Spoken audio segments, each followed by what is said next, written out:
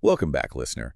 Today we're diving deep into the world of startups and tech titans Oh, yeah. with the story of Max Levchin and the rise of the legendary PayPal mafia. It's a good one. We've got excerpts from Jimmy Soni's book, Founders. Great book. So get ready for a behind-the-scenes look at PayPal's chaotic journey. Yeah, it's fascinating to see how a company battling fraud, Oh, yeah. fierce competition, and internal struggles Yeah. became a launchpad for so many of tech's biggest names. Right. We'll unpack not just what happened, but what it reveals about leadership, Yeah. resilience, and spotting opportunities in the most unexpected places. Right. And, Max Levchin's journey Yeah. is a prime example of that. Okay, let's unpack this. Starting with Max Levchin. He's this Ukrainian immigrant who co-founds PayPal. Right. And becomes obsessed with security. But his story starts long before Silicon Valley, right? Absolutely. His grandmother was a renowned physicist in Ukraine, Okay. was diagnosed with an aggressive form of cancer the year he was born. Oh, wow. Doctors gave her very little time, I see. but she was incredibly strong-willed. Yeah. She actually said, I can't die. I have my grandson here. Wow. And incredibly willed herself to live for another 25 years. Gosh, that's powerful. That kind of resilience Yeah. seems to have been woven into Max's DNA. Wow, that's a powerful story. It makes you wonder how those early experiences shape us. It does. And speaking of being thrown into the deep end, Levchin immigrates to the U.S. at 16 and accidentally ends up Oh, yeah, this is a good one. in the Cabrini Green housing projects in Chicago, one of the city's most dangerous neighborhoods Right. at the time. He was completely oblivious to the danger, apparently. Mm-hmm. He later said he was just this skinny Jewish kid Yeah. with a giant fro wandering through thinking, oh, there's no one who looks like me here. Hello, fine American people. Oh, gosh. It speaks to his incredible focus, Yeah. even in the most surreal circumstances. That's wild. So he ends up at the University of Illinois at Urbana-Champaign. Pretty pivotal place. Yeah. In internet history, it turns out. Oh, absolutely. This is the birthplace of Mosaic, Right. the first widely used web browser. It sparked a wave of excitement about the internet's potential. Yeah. And it definitely caught Levchin's attention. Right. He was inspired by Mark Andreessen, Mosaic's creator, and while still a student, Yeah. starts his first company, NetMeridian. So he's already an entrepreneur before even graduating college. Impressive. What did NetMeridian do? It focused on internet security, Okay. specifically encryption for online forms. Remember, this is the mid-90s, Oh, yeah. and e-commerce is just starting to take off. Yeah. Levchin was already seeing that security was going to be huge. He was ahead of the curve, for sure. So how does NetMeridian lead to PayPal? Was it a direct path? Not exactly. Levchin graduates, sells NetMeridian, Oh, wow. and heads to Silicon Valley Okay. with all this security experience under his belt. Right. There, he meets Peter Thiel, Right. another key figure in the PayPal story. Thiel, right. Famous for his early investment in Facebook and tons of other big companies. But what was he up to back then? Well, at that point, Thiel was just starting his own venture capital fund, Thiel Capital. Okay. And his office was, get this, What?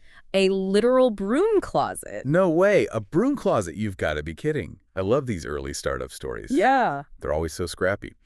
So Thiel meets Levchin, sparks fly, and they decide to start PayPal together. Not quite so fast.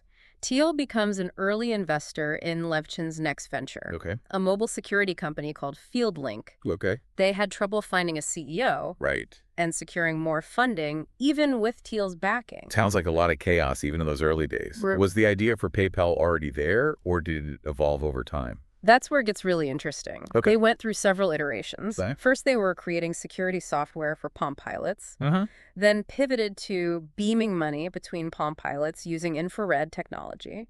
Beaming money between Palm Pilots. That's so 90s. Mm. It's crazy how quickly technology changes. Did people actually use that?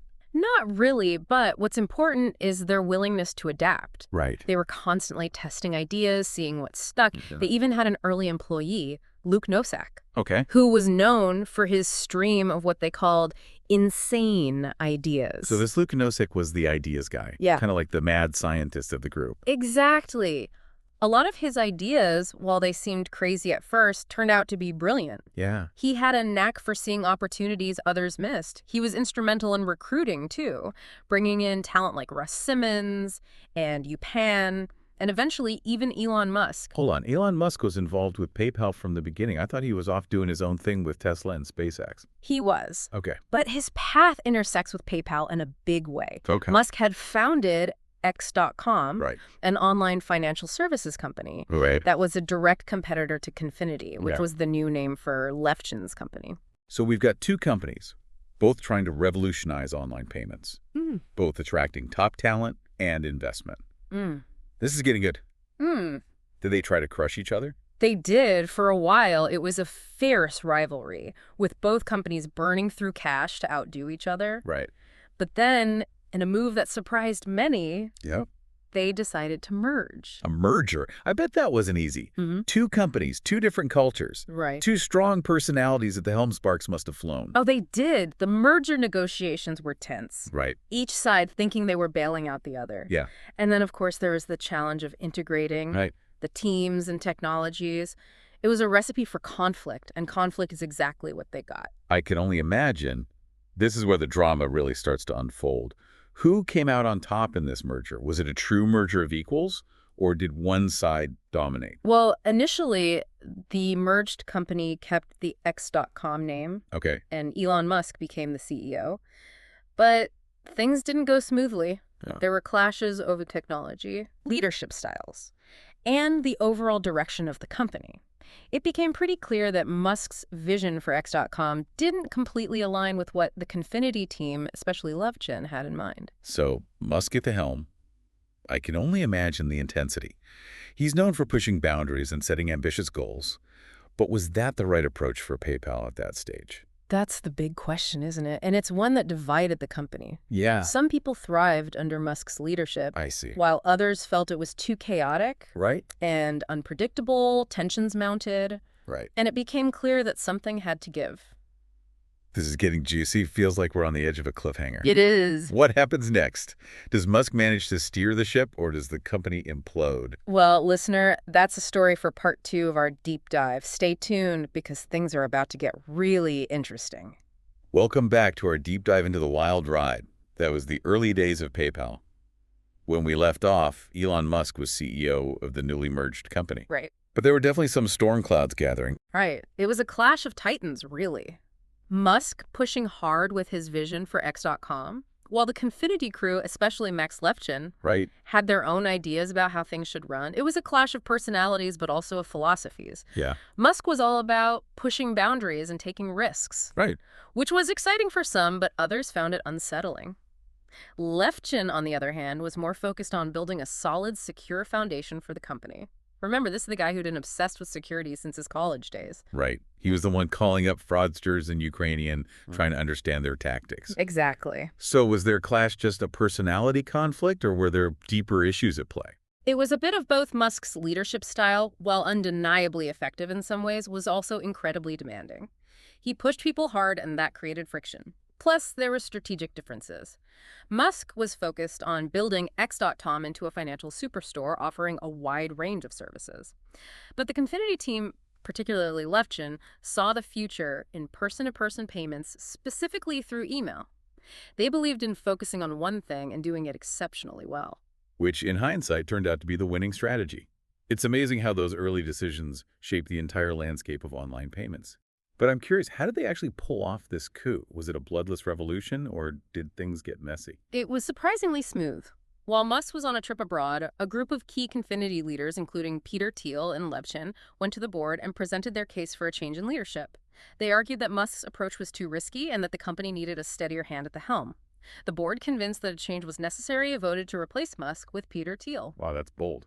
So Thiel steps in, Musk steps back, and PayPal is born. Not quite. The company still faced a mountain of challenges.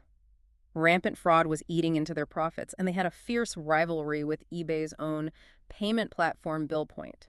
Plus, they were burning through cash at an alarming rate. Talk about a trial by fire. It's amazing they survived at all. But I guess that's where Levchin's obsession with security really came in handy, right? Absolutely. Levchin went into overdrive to combat fraud. He was already deeply immersed in hacker forums, but he took it to another level. He was even calling fraudsters directly, sometimes in Ukrainian, to understand their tactics. He was determined to stay one step ahead, And that led to some pretty innovative solutions. Like what kind of tricks did they pull out of their hats to fight the fraudsters? Well, one of their most famous innovations was the CAPI-TCHA. You know those distorted letters you have to type in to prove you're not a robot? It seems so simple now, but it was revolutionary at the time. I use CAPI-TCH all the time. Yeah. I never really thought about how they came to be. It's funny how something so ubiquitous came out of that chaos. So how did they actually come up with CAPI-TCH? It was directly inspired by Levchin's time studying hacker code. He realized that bots were using automated scripts to create fake accounts and exploit vulnerabilities. So he and his team came up with a test that was easy for humans to solve but difficult for bots. The idea was to create a challenge that required some level of cognitive ability, something that bots, at least at that time, couldn't replicate. That's so clever. It's like they turned the hackers' own tactics against them. And it obviously had a huge impact, not just on PayPal, but on the entire internet. TIGCHA is practically everywhere now. It's become a fundamental part of online security. It's used to prevent spam, protect websites from bots, and even ensure fair voting in online polls. And it all came out of Levchin's deep understanding of how hackers think and operate. It makes you wonder what other everyday tech solutions have these crazy origin stories. But back to PayPal. They had fraud under control. They had Thiel at the helm. Was it smooth sailing from there? Not quite. They still had the eBay problem. PayPal was incredibly popular with eBay users, but eBay saw them as a competitor, not a partner. And that tension led to some pretty dramatic confrontations. It was a classic case of disruption. PayPal was this nimble upstart that was challenging the established order, and eBay understandably felt threatened. It's like a corporate version of Game of Thrones with everyone vying for power and control. How did they navigate that relationship? Was it all-out war, or did they find a way to coexist? It was a delicate dance for sure. They had periods of cooperation followed by periods of open hostility. At one point, eBay even tried to block PayPal from its platform, which could have been disastrous. Hold on, they tried to block PayPal. That's risky, especially considering how much eBay users loved PayPal. Did it work? It backfired spectacularly. eBay sellers revolted, demanding that they be allowed to use PayPal. They bombarded eBay with complaints and even threatened to boycott the platform. It was a clear sign that PayPal had tapped into something powerful, a user base that was loyal and passionate, and eBay couldn't ignore it. So what happened? Did eBay finally wave the white flag and admit defeat? In a way, they realized that they couldn't beat PayPal, so they decided to buy them instead. In 2002, eBay acquired PayPal for a cool $1.5 billion. That's a hefty price tag. Yeah. But I guess it makes sense. They were getting rid of a major competitor and gaining a valuable asset. It was a win-win, right? It depends on whom you ask. Right. For eBay, it was a strategic move that solidified their dominance in the online marketplace. But for PayPal, it marked the end of an era. It was the end of their independence, but also the beginning of a new chapter. And the beginning of the legend of the PayPal Mafia, right? This group of early employees who went on to achieve incredible success in other ventures. But before we get into that, I'm curious what happened to the key players after the acquisition. Did they stay on at eBay or did they strike out on their own? Most of them moved on to pursue other ventures. Max Levchin, always the entrepreneur, founded several other companies, including Slide, a photo-sharing service, and Affirm, a financial technology company. He's always been drawn to solving problems, particularly in areas like security and finance. It's like he can't resist a good challenge. Yeah, Peter Thiel, of course, became a renowned venture capitalist, backing companies like Facebook and Palantir. He's got an incredible knack for spotting potential and investing in companies that go on to become massive successes. He does. And then there's Elon Musk, who, as we know, went on to achieve mega fame with Tesla, SpaceX, and all his other ambitious projects. It's incredible to think that they were all together in those early chaotic days of PayPal. What a breeding ground for innovation and ambition. It really was. And the lessons they learned during that time about resilience, adaptability, and the importance of building strong teams stayed with them and shaped their future successes. It's like they went through this intense boot camp together and they came out the other side ready to conquer the world. It's a fascinating example of how a company's culture can shape the trajectories of its employees. Even though PayPal was acquired, its DNA lived on in the people who work there, and they carried that DNA with them as they went on to build their own empires. So let's talk about this PayPal Mafia. Is it a real thing or is it just a catchy nickname? And what made them so successful? Was it just being in the right place at the right time, or is there something more to it? It's not a formal organization, of course, but there's no denying the connections and the shared experiences that link these individuals. They went through something unique and intense together, and that forged a bond that extended beyond their time at PayPal. They faced down incredible challenges, they innovated at a breakneck pace, and they learned how to win, and they did it all together. Welcome back to the Deep Dive, listener. We're wrapping up our exploration of Max Levchin and the rise of the PayPal mafia. We've seen how they battled fraud, Oh, yeah. outmaneuvered competitors, and even navigated a dramatic CEO coup. It's been a wild ride, for sure. But we've also seen how those early struggles shaped the individuals who went on to become tech titans. They learned to be resilient, adaptable, and fiercely ambitious. Right? And now we're at a pivotal moment. Mm. eBay just acquired PayPal for $1.5 billion. A huge win for everyone involved, at least on paper. But what happens to PayPal's culture? Does it get swallowed up by this massive corporation, or does it manage to leave its mark? That's the million-dollar question, and it's something that a lot of people were worried about at the time. PayPal had this scrappy entrepreneurial spirit, while eBay was seen as more established, more corporate. Right, like the cool indie band getting signed to a major label. Yeah. Will they still be able to make the music they want? Will they lose their edge? Exactly. And the answers aren't always clear-cut. There were definitely clashes, but some of PayPal's DNA did seep into eBay. For example, PayPal had always been intensely data-driven, tracking metrics obsessively. That approach influenced eBay's decision-making processes, leading them to become more analytical and less reliant on gut feelings. Interesting. So even though PayPal was the one being acquired, they still managed to influence the acquiring company. It's a reminder that mergers and acquisitions aren't just about one company swallowing another whole. Right. It's a blending of cultures, and sometimes the smaller company can have a surprising impact. And in this case, the impact extended far beyond eBay itself. Remember, we're talking about the breeding ground for the PayPal mafia, a group of incredibly talented and ambitious individuals who went on to shape entire industries. They took those lessons learned at PayPal about resilience, rapid iteration, and the power of networks and applied them to their future ventures. Okay, let's talk about some of those ventures. We've mentioned Elon Musk and Tesla and SpaceX, but there's so much more. Give us the highlights. What are some of the biggest wins to come out of the PayPal mafia? Well, there's Reid Hoffman, who was instrumental in PayPal's early growth. He went on to found LinkedIn, which completely revolutionized professional networking. LinkedIn. That's huge. Yeah. It's become essential for finding jobs, building careers, and even doing business. I can't imagine the professional world without it. Right. And then there's YouTube, co-founded by Chad Hurley, Steve Chen, and Jod Karim, who all had ties to PayPal. They created a platform that democratized video sharing, giving anyone with a camera and an internet connection a global audience. YouTube, another game changer. It's completely reshaped how we consume content, how we learn, how we entertain ourselves. Yeah. It's amazing to think that both LinkedIn and YouTube came out of the PayPal ecosystem. It is. And there's more. Jeremy Stoppelman and Russell Simmons, also from PayPal, co-founded Yelp, which transformed how we find local businesses and share reviews. Yelp, I use it all the time. It's amazing how these seemingly simple ideas connecting people and information can have such a massive impact. What is it about the PayPal experience that made these individuals so successful? Was it just a matter of talent being in the right place at the right time, or is there something more to it? Talent was definitely a factor, but it was more than that. Those early days at PayPal were a crucible, a pressure cooker that forced them to think differently, to move fast, and to be resourceful. They had to solve problems on the fly, adapt to constantly shifting circumstances, and learn to work effectively as a team, all while battling intense external pressures. It sounds like an extreme version of startup life. But in the process, they developed a set of skills and a mindset that proved invaluable in their future endeavors. It's like they went through this intense real-world MBA program, but instead of case studies, they had real-life crises to deal with. Exactly. And they also learned the importance of relationships, of building a strong network of trusted collaborators. The bonds they formed at PayPal through those shared struggles and triumphs extended far beyond their time at the company. The PayPal Mafia isn't just a catchy name.